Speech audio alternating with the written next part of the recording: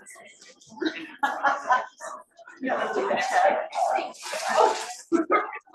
just want to touch it. I'm not sure we do that.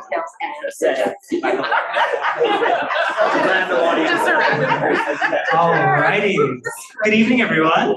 My name is Daniel Bear, and I'm an event facilitator here at McNally Robinson Booksellers. And before we begin, I would like to acknowledge that we are on Treaty 1 territory, which is the traditional territory of the Anishinaabe, Anishinaabeg, Anishinaabe, Dakota, and Dene peoples, as well as the homeland of the Red River Métis. Additionally, McNally Robinson Booksellers itself rests on the land once occupied by the Métis community of Roostertown. And of course, thank you all so much for being here today for the launch of The Sawmouth, a new YA horror novel by Cale Plett. Let's give them a round of applause.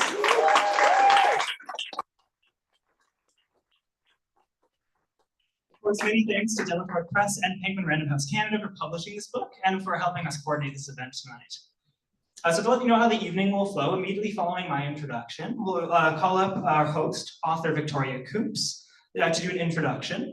Then Cale will then read from the book before joining Victoria in conversation. Following that, there will be an opportunity for you to ask questions. So if you do have a question tonight, you can raise your hand or get my attention, and I'll come by with this wireless microphone, simply to ensure that you're heard on tonight's live stream for the folks who are watching at home. Then, of course, I'll be back at the end of the event too, just to review how the signing procedure will go at the table to my right. But for now, I do have the pleasure of introducing tonight's host. Saskatchewan author and our host, Victoria Koops, she, her, never stopped playing make-believe and often writes while wearing a tiara. Her stories are full of epic adventures and swoony romance, and navigate social issues through the power of fandom and geek culture. Who We Are in Real Life is her award-winning debut novel. And as a practicing counselor, Victoria lives with her family in Treaty 4 territory, where she loves to sing off-key, tease her sisters, and pretend that she'll still choose a different romance the next time she plays Dragon Age Inquisition. Love that one. Here to introduce Cale Plett. Please join me in welcoming Victoria Koops.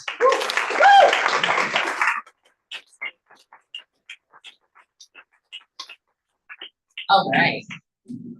I wrote the tiara line, and every time I hear it, I cringe. And I'm probably not going to change it.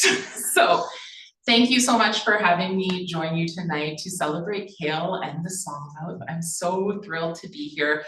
I am going to read Cale's bio, and then I'm going to finish on a personal note and not cry. So Cale Plett is a non-binary, gender-fluid writer who lives on Treaty 1 territory in Winnipeg, Manitoba that's here. Their YA novels span everything from high school rock bands to Nightmares in the Woods to reality TV gone wrong, and their poetry and short fiction can be found in a whole variety of journals. I know this because when we did Cale's Linktree on their website, there's so many links to all of their publications. It's amazing. Whatever genre they're writing, they try to create spaces where queer characters can exist safely within their identities. Wavelength, a runaway pop star YA romance, is their debut novel from Groundwood Books, holler Groundwood. Their second YA novel, The Sawmouth, is available now as of yesterday, and the reason we're all here to celebrate tonight. So big round of applause for our famous author, Cale Plett.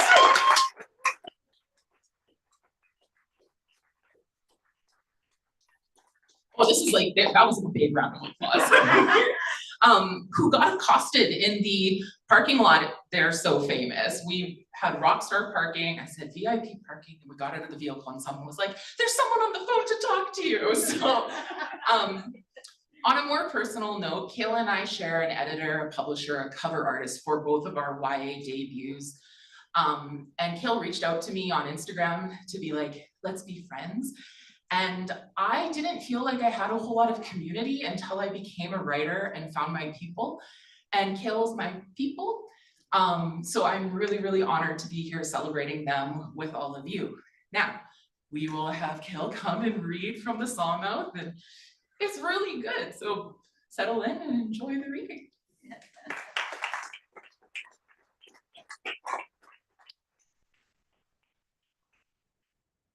Hi, everybody.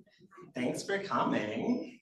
So I'm just gonna read just the prologue of the book because I think there's a really good audiobook, and it's better than what I'm about to do. I'll tell you that for sure.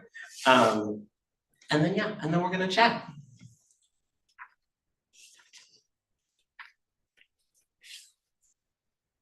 Okay. Prologue. The arcade on the lake shore is abandoned. A closed, silent exterior of boards and spray paint with rain slipping through the cracks in the roof. A vacant place, not empty. It's full of bodies, the burned out and the smashed in. Corpses that used to be machines, that used to be games. These amusements are all dead, except for one pinball machine still humming in the center of the room. It's a possessed world of light, sending colors dancing off the graveyard around it. It pings and whirls, playing against itself. Perpetual, beautiful, haunted perfection. Red numbers continually rising. The pinball machine is a prisoner trapped in a loop, unable to lash out or end itself. This is its version of a scream, and it's calling us in. We used to believe desolation, like what we find in this place, showed us how our world had changed. Torment, comprehended and contained. But we were far from dredging the bottom. Now the arcade feels safe compared to what we've seen. So what better place to meet? If we are to be near a nightmare, let it be caged. We are all the prey, praying. Cover of night, uncover that which we seek, but are afraid will find us. I walk alone in the rain toward the end of the boardwalk. The worn boards creak underneath my feet, and I can imagine the water lapping in the hollow space below me. The lake smells rank, betraying the pollution. I step over the gap where a plank's rotted away. I don't look down. The businesses along the waterfront are either closed for the night or forsaken, but there are a few lights glimmering from the windows in town. It's quiet enough for me to believe that somewhere inside, I might be out of danger. Though now I know walls have no meaning. The lines I've drawn between myself and the world are imaginary, but I still cling to them, thinking my skin can stop the shadows from leaching me into nothingness. Ahead, by the arcade, a car pulls up and idles in the dark. Our wolf without a pack. As I get nearer, I see the forest behind it. Here, at the edge of town, the dead pine trees look like bones around the two people who emerge from the far side of the building. They're caught sharply in the car's headlights. One has their hood pulled up, face down. The other's short hair is exposed to the rain. Our bled out fighter and our parallel soul. And finally, from down the street beside me, joining me, a person who wanted to know everything and now knows too much. We walk together toward the others, close enough to hold hands. Then we do, because we're all hollowed out and running on touch. These are my hungry, desperate hearts. So kill the car engine, push a sheet of plywood aside, and one by one step into the light of a tortured machine shining brighter than it should be able to. There's water dripping from the ceiling of the arcade and insulation hanging loose. This summer feels like that first autumn, with life coming down around us. I hope we're willing to kill for each other. I know we're willing to die. I'm the last inside, our walking curse, drenched in the sins of those now buried. I'm the hunter, the bait, the teeth of the trap, the foot caught in it. I put the makeshift door back into place, sealing us in. It's time to draw our fear close and face it.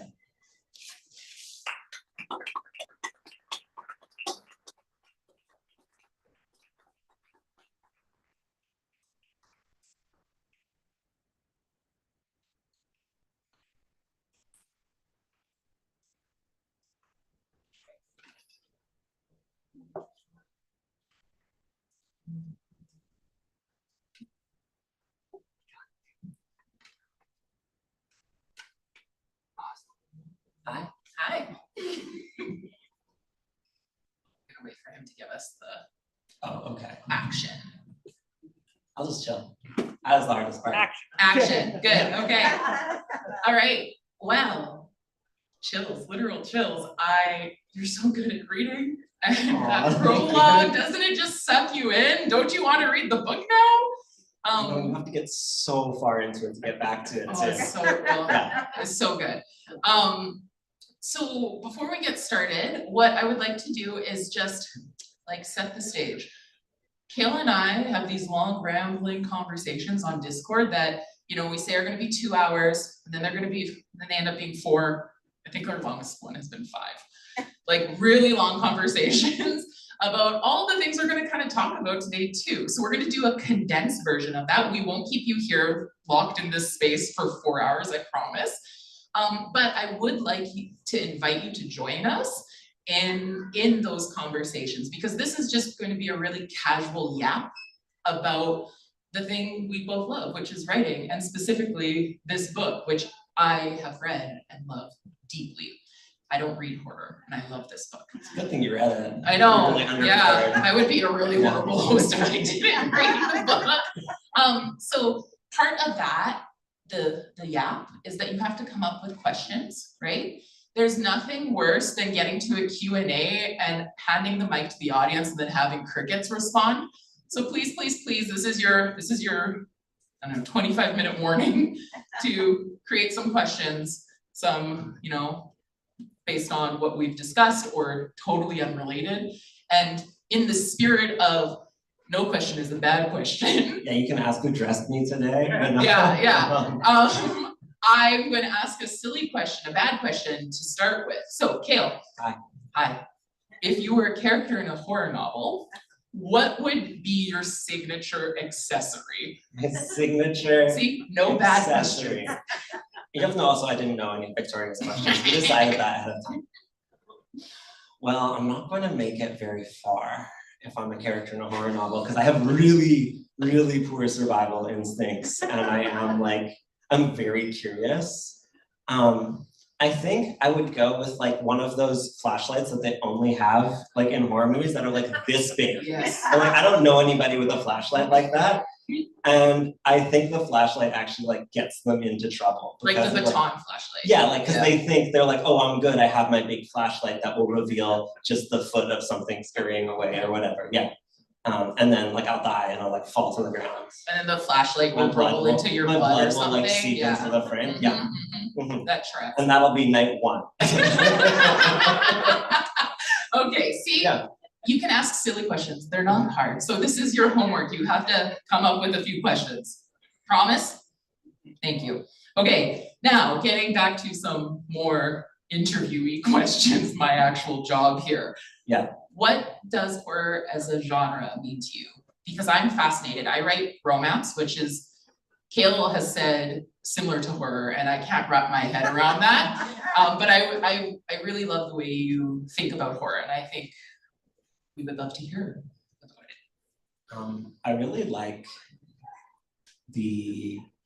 that's my own piece of writing. I was about to, it's okay.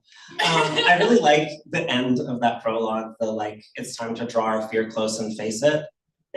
Because to me, horror is primarily a comfort genre. And it is a lot about a space that is safe for your nervous system to be afraid and for your mind to go through the types of things that may otherwise be like catastrophically anxious or like beyond the worst thing you could imagine happening. Which is like very clinical sounding, but like I do, because like ultimately it's like, also it has to be like gross and like stuff like that. It's like as important. So I think that's a lot of what it means to me. And I'm sure I'm going to talk about this a whole lot, but I really, really love monsters. And I think monsters are this just like massive reflection of, I think of both the characters, because monsters are, I think, should be character specific. Like what is a monster to one person is like a love interest to another person. Or if you're like Buffy, it's like both. And that is the monster. And like, and that they exist in, you know, yeah, specific cultural moments. And so I think that they're like these weird little artifacts of our anxieties and our hopes, and yeah. I see, this is what I mean. I love that answer. What a thoughtful, insightful, beautiful answer. This is who Cale is and what the book, The Sawmouth, reflects. I started reading this book. Cale got me an ARC, an advanced reader copy when my sister was in the hospital. It was the middle of the night, and I was like, this is either gonna be really therapeutic or really stupid, really unhinged. That was to a start crazy reading. choice. Cale warned me there's some anxiety about siblings in it, and I'm like sitting there being the most anxious I've ever been for my middle baby sister. And your approach to horror is that compassionate and that loving and tender, while still maintaining like fear and horror and terror and all those things. So talk about that a little bit, how you navigate darkness with that tenderness. And maybe talk about monsters while you're at it. Oh, sure. Yeah, go there. Yeah.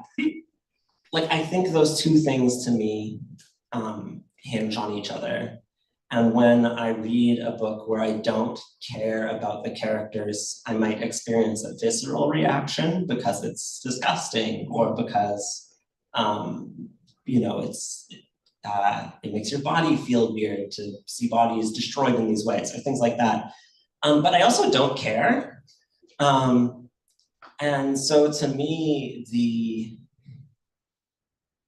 like core idea that like of monsters that I was introduced to when I was introduced to horror is the idea that a monster has to represent a fear worse than death. So for example, like anything can kill you. That's not a monster. A vampire is a monster because it actually doesn't kill you. It takes your soul and then you live forever and you don't have a soul, and like maybe you kill people you love. And that's so much worse.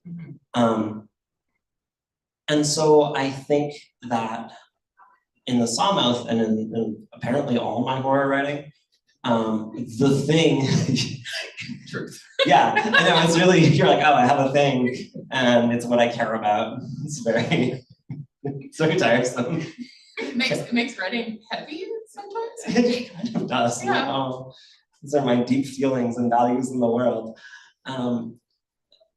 You have to have people you love to have the monster operate to that degree. And one of the core elements of the monster in The Sawmouth is to come at Cedar is the main character in The Sawmouth, who is narrating in the prologue and narrates the whole book from like, you know, 1 millimeter away from their brain. The monster has a great deal of interest in breaking Cedar as a human, to the point that they would no longer wish to live. And for it to do that, what it comes for is everybody that Cedar loves, because those are the things that, that's the worst thing you could do, is bring this like violence upon the people that you love. And so when I think of like the tenderness and all like the love in this book, it's a book of like characters who can say they love each other, but they also then fuck up everything relationally. Yeah, I think that those really like hinge on each other. Yeah, I do have a question here about the setting and the deeply connected cast. Yeah. So we're gonna jump to that question because that's the vibe, and this is a yap session. Yeah, we normally have like 4 to 5 conversations at once, and it sometimes takes us like an hour to return to the work. Yeah. So like I was saying, The plot line sometimes gets a little messy, but here we are. So from the prologue, you can just tell how masterful Cale is at setting ambience and tone, and like your setting feels deeply lived in, but so do your characters because of how connected they are to each other. And what you said about like the monsters, what comes for the people you love. Can you speak to the importance of community specifically in a queer horror novel? yeah, for sure. I just read Cuckoo by Gretchen Faulkner Martin, which is awesome, by the way. It's so good. I was so worried. I was like reading 10 pages and I like pick up my phone, like scroll for a bit because I was so anxious. And then this book was like, this can't end well. And some of each. I felt that way reading the Sawmouth, just for the record. I kept texting Cale being like, do not hurt these precious babies. I love them. My favorite thing is when people are like, this was very upsetting to me, and I'm very angry at you about just this the book. anticipation was upsetting to me. I was certain that bad things were going to happen, and then they did, and then it was heartbreaking. So, yes, know what you're getting into. It is a horror novel.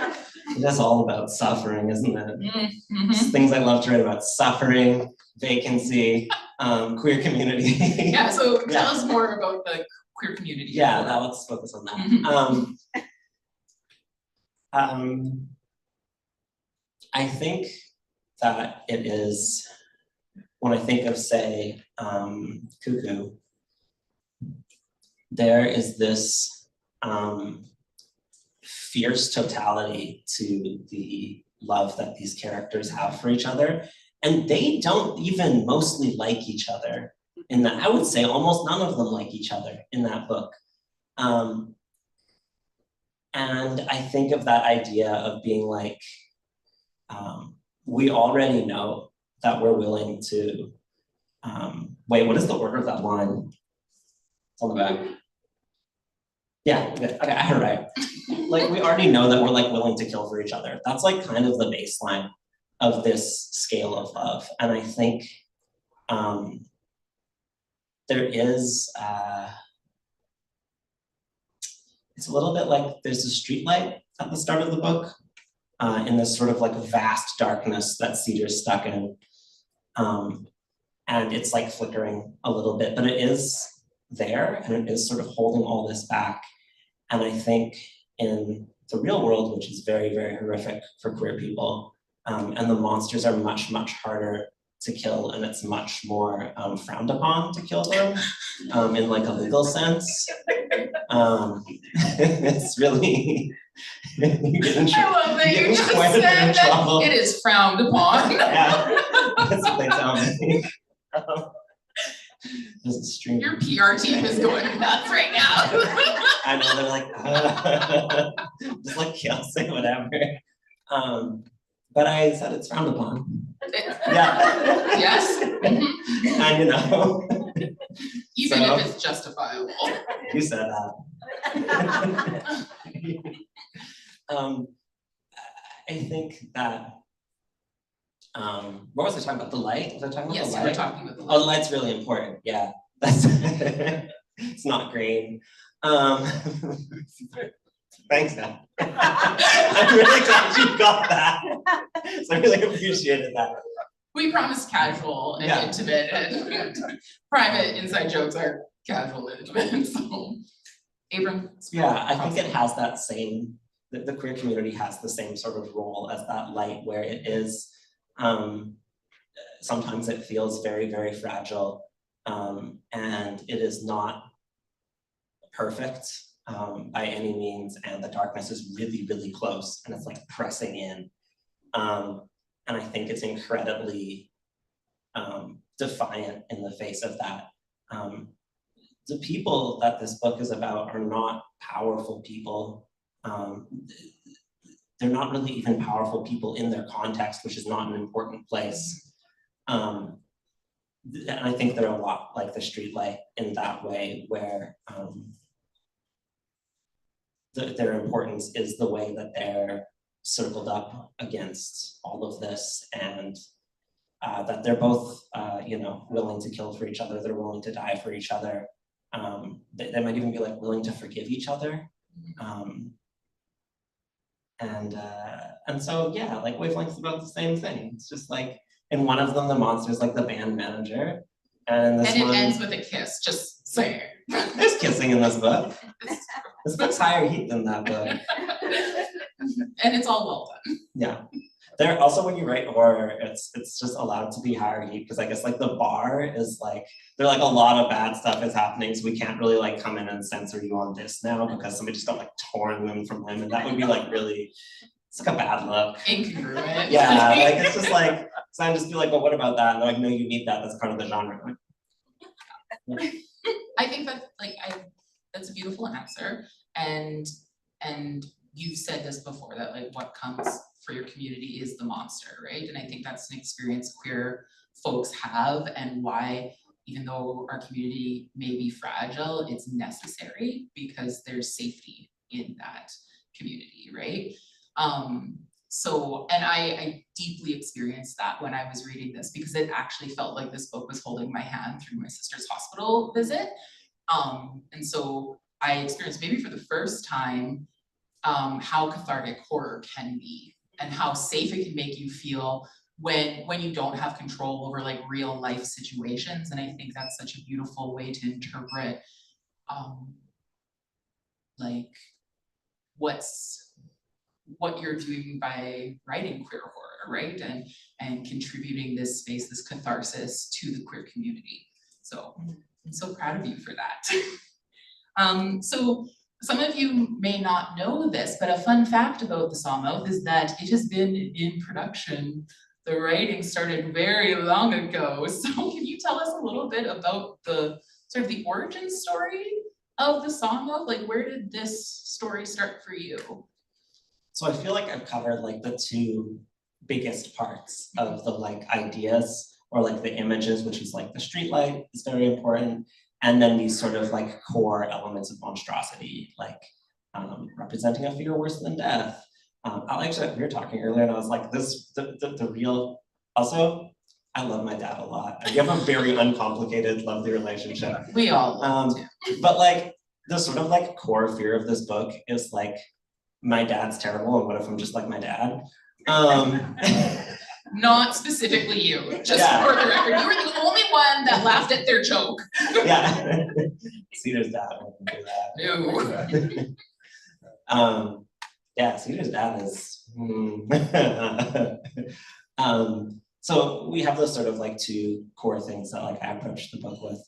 And then when I was like around 20, I wrote the first half of the book, none of which, about 1,000 words of which are left in the book, like chopped apart and all over the place, in like little fragments. And I bailed on it because I think in a very substantial part because I didn't know that I was queer yet.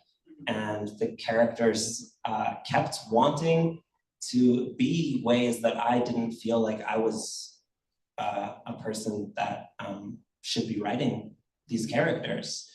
And it just took me a while. But also the book was a mess. And it had like, people are like, oh, Cale, your books have so many ideas. And I'm like, I am holding myself back really hard because if I have to include all the ideas, like it is bad.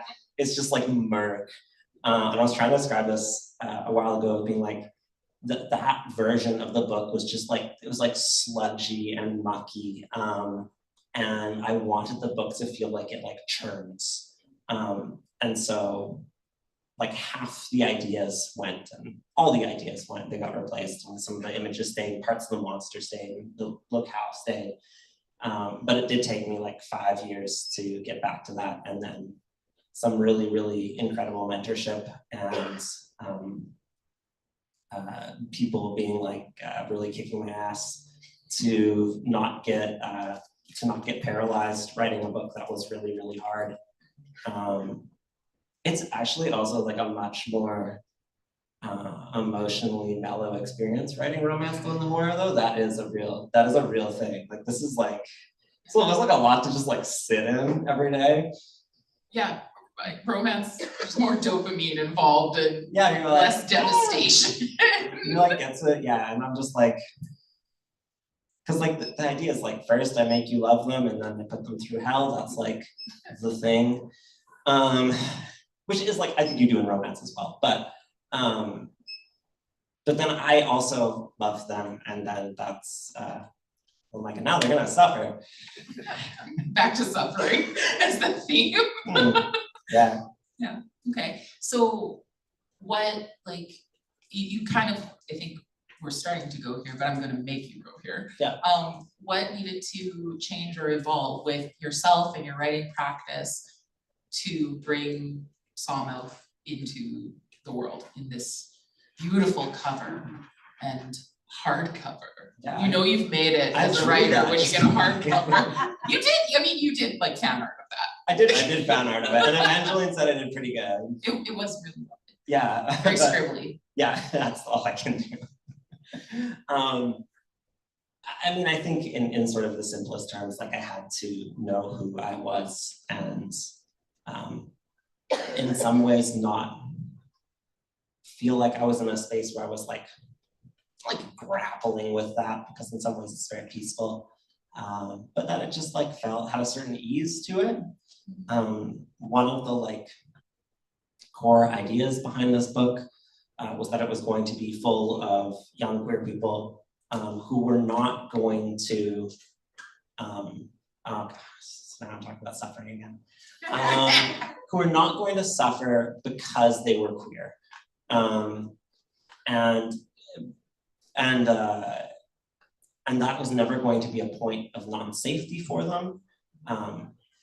Cedar has, I think of Cedar's relationship with their father, which is sort of shown through these letters throughout the book, it's really bad. But it's not bad because of that. Their dad's just like evil. But like, it's not homophobic or anything. Yeah, It's otherwise. I think he's not homophobic. He just really believes in capitalism. Actually, I think is really what's going on with Cedar's dad. So I think though, like I had to have that sort of ease about myself, and I had to get better at being edited because this book got edited a whole lot before it landed in my actual editor's hands. And then we actually didn't edit it that much at all. I did all her major edits on this book in like 2 weeks. It was very chill. But that's because really good people edited it first. Yeah. Awesome. I'm just we jumped around, so I need to. What? Yeah, I jumped around? We jumped around. And I'm feeling very relaxed, and unfortunately that is. That just means that, remember I said this was like, you're welcome into the Discord server and our living room where we have these rambly chats that do jump around. So I warned them. I told them what to expect from the two of us up here. They mostly know me, so. Okay, so I think we're starting to get closer to the end of our time doing this part of it. So get your questions ready. Is there anything else about this book specifically that you want to share with us? This is a really big day for you. Yesterday launching the book and seeing it out in stores and going to sign and having this fantastic turnout for your launch is a big deal. So is there anything else that we need to know about the Sawmouth? Yes. Okay. Yes. Go for it. There's important things. There are content warnings at the back of the book. The reason the content warnings are at the back of the book is because they are very detailed. They will spoil a lot of the plot. I decided it was better for them to be detailed and for people to be able to make their own choice about that. They are also at the end of the audiobook. They're their own chapter. So you can jump there, you can go back. My little sister's nodding at me. Did you listen to them? Yeah, it spoils a lot of the plot, right? Very helpful. Yeah, it really lowers the anxiety. To me, I think one of the most special things about creating the Sawmouth that I really didn't anticipate, and I couldn't have, is how amazing it was to get to hand this piece of art that all these people have helped me make off to other kinds of artists and watch them just do these things that I can't comprehend. We kind of talked about some stuff and I gave some images, and then Evangeline came back with this in 5 different colors, by the way, which was a very, very hard choice. They said I had shelf presence. How did you land on it? Is it the shelf presence? What other colors were there? My favorite one was this kind of I don't know how this describes color. It's kind of like a necrotic green. Okay. Yeah. If you're taking necrotic damage, you know? As in necromancy spells. Yeah. As in video games. Okay, gotcha. Yeah. Necrotic green. Yeah. And Yeah. I am a big, big fan of the green cover because it is very It did have less shelf presence though, it's true. And I do adore this cover. This was my second pick color. That's very nice. And the good folks at marketing actually, know what they're doing. They actually know marketing, which Yeah. It's like it's their job or I was something. like, what if my book would just disappear in a shadow? And they were like, no, that's not that. But like to have gotten to see Evangeline just create this and to see all the beautiful design that the design team did inside the book. And then to get to hand the book off to You should show them a little bit of the beautiful design, just like the trees, because it like I actually stopped and took a photo to send to Cale when I saw this because it's gorgeous. This is the page that I'm like a really, really big fan of. And then there's a bunch more sort of spikely trees throughout it. So yeah, I got to work with, sorry, I can't be on my microphone turned. I got to just like witness Evangeline just create this, and I would give like the vaguest description, like, what if its head was sort of like more like, kind of like an eel or something, and then it would be like this. And I was like, oh wow, okay. I was born to understand my visions. And then also got to hand the book off to Danny Martinek, who did the audiobook. And I really anticipated, I'm not a big audiobook listener, I have very poor audiobook comprehension. And so I really anticipated that I would like listen to a few little fragments of the audiobook. I'd jump around, it would be very painful because it was my own writing and listening to it would be hell. And then I would be like, Danny, you did an amazing job, because I knew Danny would do an amazing job. And then that would be like it, and I would never listen to this book. And then I went to listen to it and I just like listened to it, which really, and I got to like have the experience almost of reading it because I was so caught up in what Danny had done. And so when I think what is most special about this book, it's that I didn't make it by myself, and there's all these other parts to it that I didn't make by myself. I'm so close to sneezing. It's really bad. Don't sneeze into the mic. No. Sneeze off mic, please. And in that direction. Say something for a second. Okay, say something for a second, like knock knock. Actually, I'm really bad at jokes. My best friend told me I'm only funny when I'm not trying, which I'm not sure what to make of that. It's sort of a compliment, I think. I don't know. Have I talked long enough? Yeah. You're not gonna sneeze? Okay. Yeah. No promises. Yeah. First 2 rows are in the splash zone, sorry. Yeah. I have so many allergies right now. I've taken so much allergy medicine. Okay, I have one more question that just like popped into my head while I was trying to come up with something to fill that little gap. Yeah. So the connection between the two of us is that we share Groundwood. Groundwood published both of our debut romance, YA romance. And we actually also have the same editor and cover artist for our debuts. Why should people who love Wavelength read The Sawmouth? This was actually a question I had for Cale for myself. I was like, why should I read The Sawmouth? No, I'm kidding. I knew I had to. But you did literally ask me that. I did. I was like, how do we position these two together?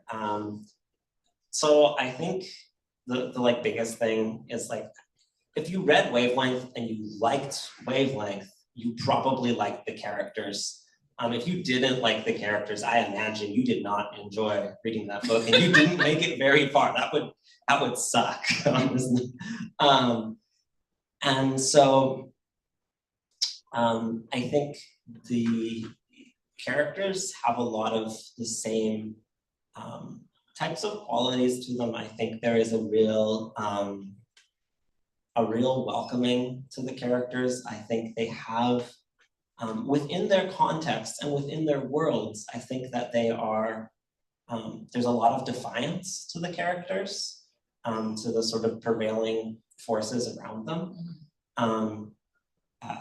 Wavelength is a romance. The Sawmouth is not a romance. The romance is the B plot, but there is a big romance. I love that you're talking about craft. I love that you can't resist. You're like, we have to go. I do plan my books like A plot, B plot, C plot, like I do. Like, I do not. Yeah. We wing it. Well, no, because like, remember I was saying what a mess the book was at first. Like, it's not fun to throw out like 50,000 words of a book. Like it's not a good vibe and be like, I can't fix this. One decides to plan more in the future. Actually, I had threw away another book before I heard that. The whole book. What was I talking about? You were talking about this, like YA readers who love wavelength because of the characters. So I think the characters is the big thing. I think the romance is a big thing, and I think that they both have romances that are really, really like tender and sweet, and there's like a lot of care for the other person. And I think I would describe it as like an attraction that's very specific. Like there is a reason that these two people are specifically attracted to each other. It's not just like they're hot people who are like the same age in a YA book and then like, okay. And so I think there is that same type of element. And then I think if you like to see ragtag communities of people stand up against, you know, an evil band manager or that thing. That evil-looking thing. Yeah, I have lots of bad things to say about the band manager in Wavelength, but she does not look like that. But then I think you get a lot of the same things out of that, and I think they get a lot of the same little like these like pockets of safety and these breaths sort of in it. Before things like ramp up to like an untold degree, which is also very Wavelength. So I think that's the kind of stuff, They're like the angst of teenagehood. There's mixtapes in both of them. I hadn't thought of that, but there totally is. Suffering, vacancy, mixtapes. All the things that connect the through lines. Mm-hmm. I think what you said that I would have said if you hadn't was the safety element, that I really love that you center that being queer is not going to be the harmful thing, and that you can experience like the intensity of both romance and horror in a safe way for your audience who we're hoping are queer youth, right? So and others, like everyone can read all of the books, but yeah, it's allowed. It's allowed. Like, we will allow it. Just not into censorship. I think they said like, what was the grade they put on it? I feel like it was like grade 8 and up or grade 7 and up, and I was like, I think that's awesome. But it was not how books were when I was a kid. Definitely not. They swear a lot in this book. You swore in this interview already. You did. I was like, do not say the F word, do not say the F word. And then you came right out and I was like, I can fucking say it if I want. Yeah. Like, thanks, Cale. Yeah, they never told me, because like I was just remember like reading these YA books as a kid and they'd be like, this is medical horror, like it's totally disgusting. These kids are going through horrible things. It's like full of made up swear words. Fruit Loops. Yeah. And I'm like, doesn't quite hit the same. I was like, no, things are quite bad. They get to swear. Mm-hmm. Mm-hmm. Okay, one more question, and then we're gonna pass the mic to you fine folks. So I want to see at least 3 hands like shoot up with lots of enthusiasm. Got it? Okay, so the last question, because I know a little bit about what you've got cooking, what you're working on next, and I'm wondering if you can share a little bit about your next project. In a world. Yes, do it like that. Do it like that. In a world with the with the voice kill. Jeez.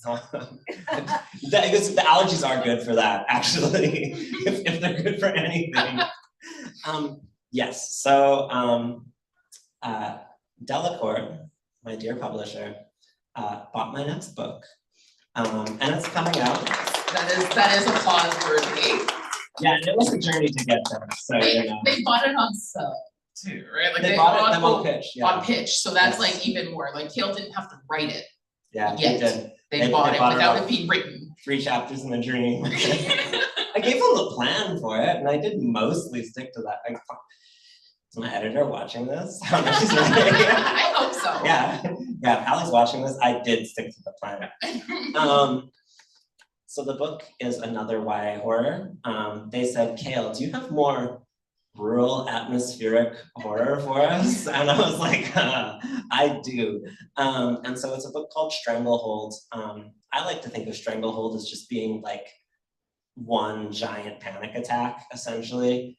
I think they should put that on the book jacket. It should be the tagline, one big panic attack. I just need to like get somebody else to say it. In a world where one big panic attack. Okay, but like, yeah, actually. I've kind of like pitched it as kind of having this sort of vibe of like the sort of like pseudo eldritch horror of like season 1 or season 4, like True Detective, kind of like meeting the kind of like contained small town body snatching of like a show like Midnight Mass. And it is, how much do I want to tell? Tell you everything. I'm so excited about Yeah. this book. I want this book now. In this very small town, our dear main character has crush, who things are just starting to go good with, for sure, for real, like confirmed. Everybody else is like, dude, we're all seeing it. Their crush and their best friend, separate people, sorry, die in the same night. They both die really, really awful accidental deaths. And 3 days later, 4 days later, because it's biblical and stuff. It's not that biblical. I think it's 4 days later. They're having their funeral as this massive snowstorm is coming into town.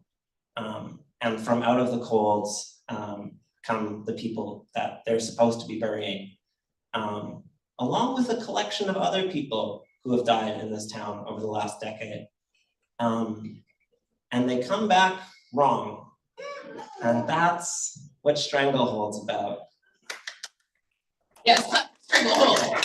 Coming to bookstores in 2027. Fall 2027. Now, I should note, this book is summer 2026, and this is the first time it's felt like summer. So I don't know what fall means yet. They will tell me, and then I'll just start yapping about it. I'll never shut up. I can't But wait. fall 27, Stranglehold, Delacorte Press. What did I say about it with my, oh yeah, one giant panic attack, yeah, one giant panic attack, Andrew Joseph Lang. Manifestation. I think that's a perfect note to transition into audience participation minute. So can we have the 3 really enthusiastic hands lift right now? Thank you, 1, 2, 3, 4. You surpassed my expectations. Excellent. I saw somebody's eyes like wide open. They're like, oh shit. They were like, oh, she's gonna call me, she's gonna do the teacher thing where I'm like, you didn't raise your hand. What's your question? Hi. Hello.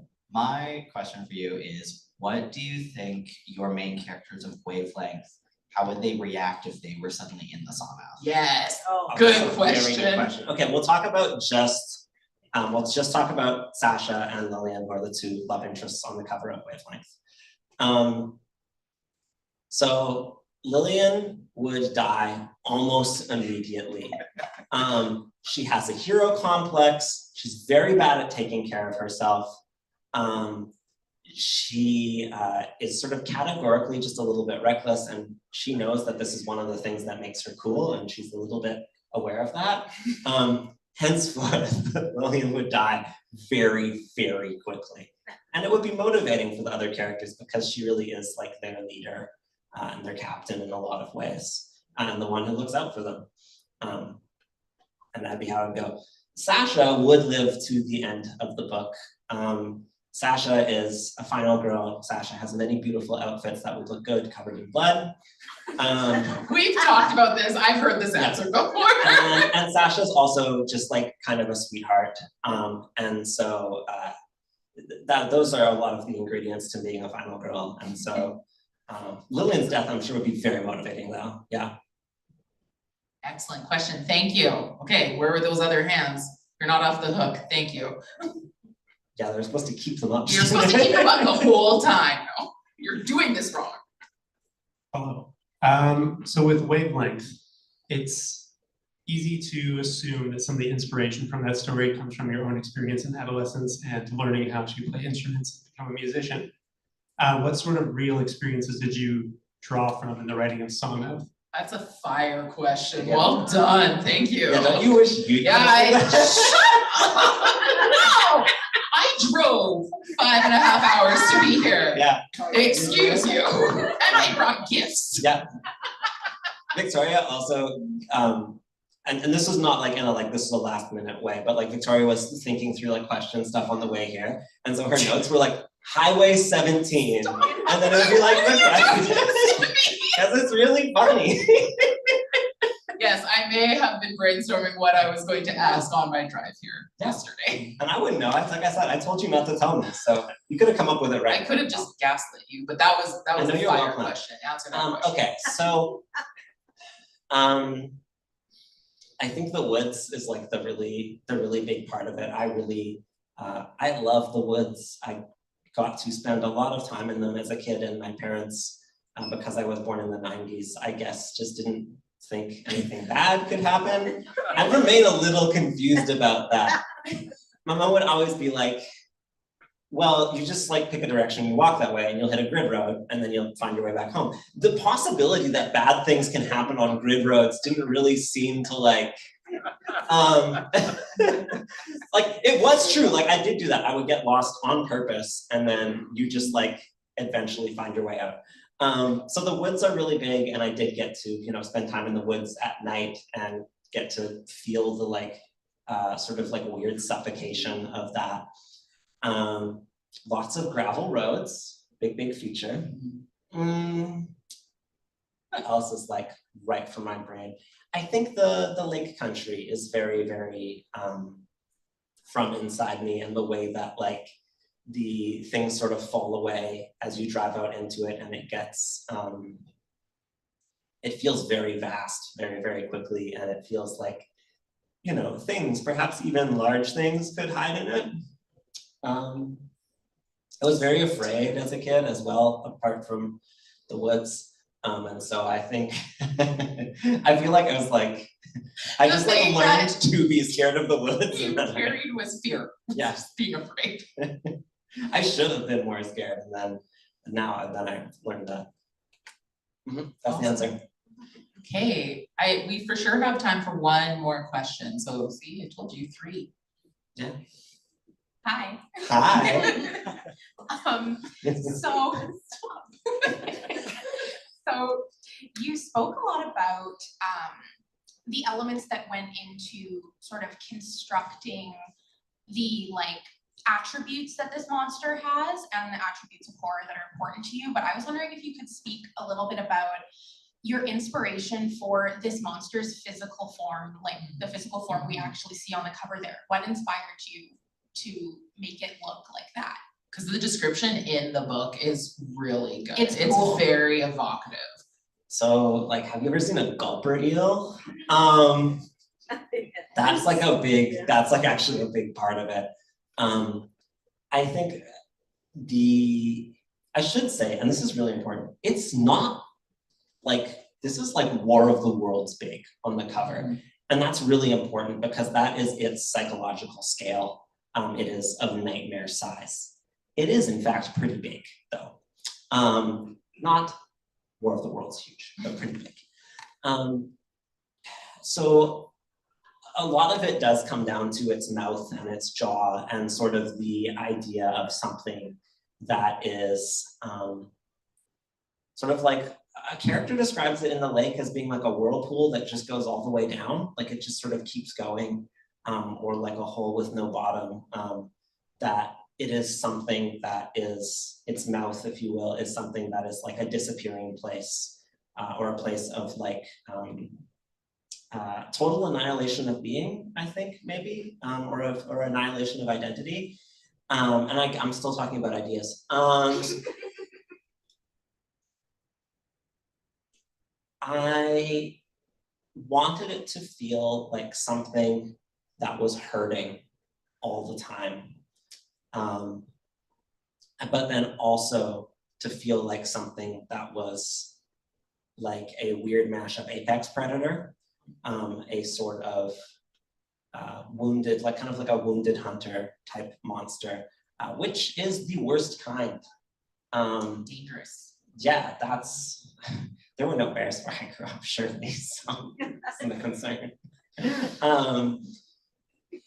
So those were big inspirations, and then the other thing is it exists with some shift between something that is ethereal and something that is solid. And so Cedar's first encounter with it knocks over like oh no, do I want to tell this right away? It's for this time. Okay, I don't. It wrecks a bunch of stuff, very physically, that would require it to be very physically strong. But then it also proceeds to like not leave any footprints and to exist in these ways that are sort of fundamentally like capital W wrong.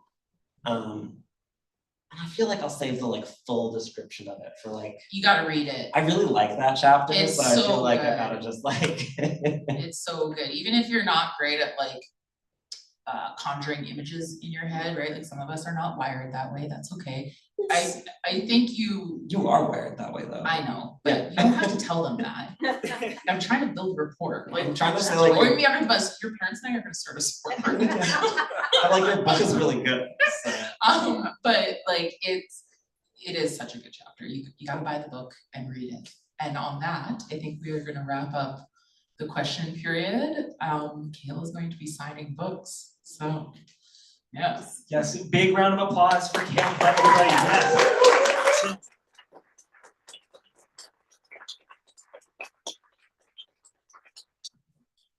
So we'll move along to the signing portion of the evening, which will take place here at the table on my right.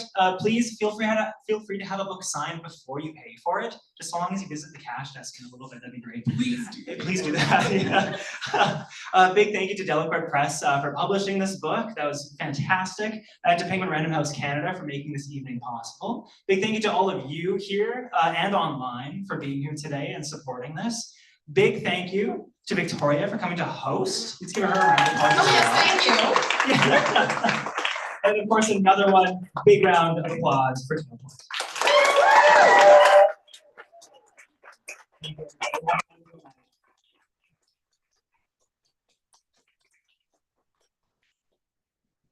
I am going to ask, when I sign books, I'm going to ask how to spell your name for all your names. And if you want to be a real pro, Ooh. this is what you do. You get a little piece of paper and you write your name on it and you stick it in this page, the page where Cale's name is. Not this page, this page. This is the page of their sign because our names are there. So the etiquette for the signing line is you get a little sticky note, put it in there with your name spelled, and then we get to just go. I really ask this because I'm just very, very bad at spelling. And it's not a prerequisite to be an author to be good at spelling. He's laughing at me. It really is. Crosswords with me.